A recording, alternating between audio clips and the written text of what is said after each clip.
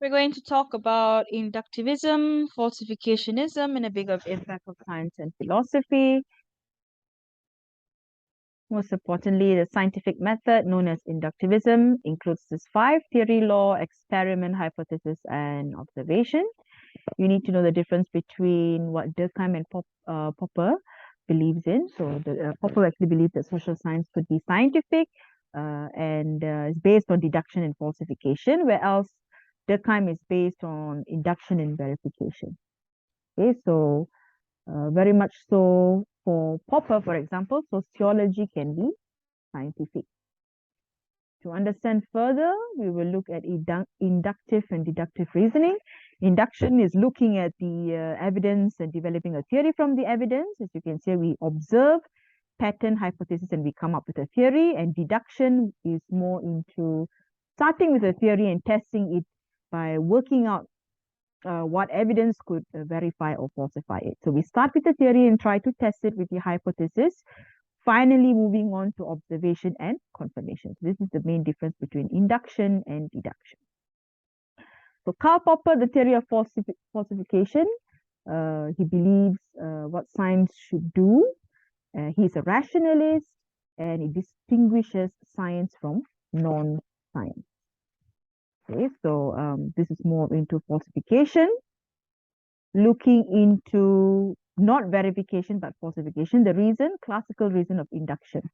Okay, so it's followed by, it's guided and has theories where observation is more of into theory laden. So observation is always affected by different types of theories and conceptual understanding. So something that you can reflect on is, can philosophy help in the development of science and innovation? We recall how science and religion comes together even during the period of Enlightenment and even Renaissance, where the new age of science in Greece, the new disciplines of philosophy were very well known. Either can we believe in science, or do we just resort to spirituality and faith and religion if we do not believe in science? Okay, Francis Bacon, classification of knowledge over here. So history stems from natural rights, from different types of literacy.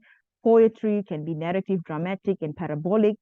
Theology, questioning God, whether there is existence of God. Philosophy, what is the connection between spirit, mind, body, soul, which is interconnected to medicinal, cosmetic, athletic, the different types of arts.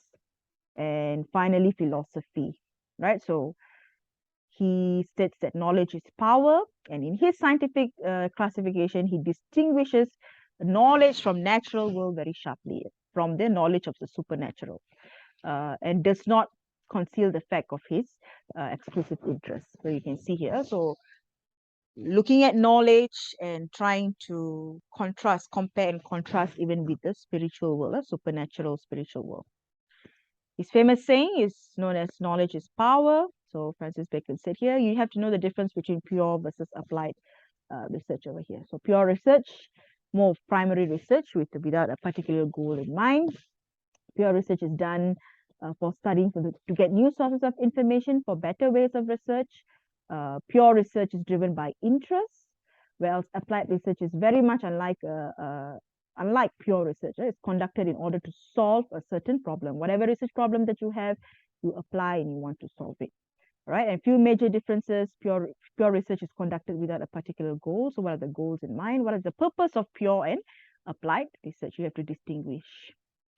Right, so here's an example, pure versus applied chemistry. So for example, in pure chemistry, a scientist discovers a new element, whereas in applied, a scientist realizes that it can crush up iron by purifying it. So you can see the difference between pure research and applied research. We bring in empirical and deductive research. So empirical is more based on observation. I have observed something and I wish to study it. Okay, say for example, I've observed the use of smartphones, the increasing use of smartphones among Generation Z or millennials. And deductive research is more, I have a conclusion, so I need to support it and I want to conduct. Okay, so what is colonialism? You need to know what is colonialism, what are colonial powers. For example, the British colonial power in India, they involved in exploitation, expansion, and also maintenance. So you have extraction of resources, colonizing powers. For many years, they colonized. So even in Malaya, different parts of the world, the Commonwealth countries, and how they, even today, have the influence is still left, even though they have left colonizers. Our colonizers have left our countries. Right. So moving into maybe the last part of this entire course or lecture, we look into Human Genome Project, the New Age, the digital computer, science and civilization in the 21st century, the Human Genome Project, which is very well known. We start to study how digital computer and how technology changes our lives, our society, for the good and for the bad as well. In terms of ancient and modern civilization, we have different types of growth, the rises of technology. It has helped our daily lives, but today it can be debated whether technological innovations help our human societies, whether it helps with our population, our needs, or even our culture. We can see today and these are a few discussion on positive impacts of technology in our human lives, helping us: mobile phones, business transaction, technology, gadgets, medical professionalism, so on and so forth. And of course, we have the negative impact of the online use of social media, what it can do to free speech, or even cancel culture, people spending more time on these devices, and technology creates a lot of anxiety, depression, sleep problems, and issues such as that, right? So there's something for you to reflect on. Our lifestyle, how technology has changed our lifestyle, we have discussed in our last lecture in terms of smartphones, smartwatches, in terms of activity, physical activity, how a modern life actually causes stress.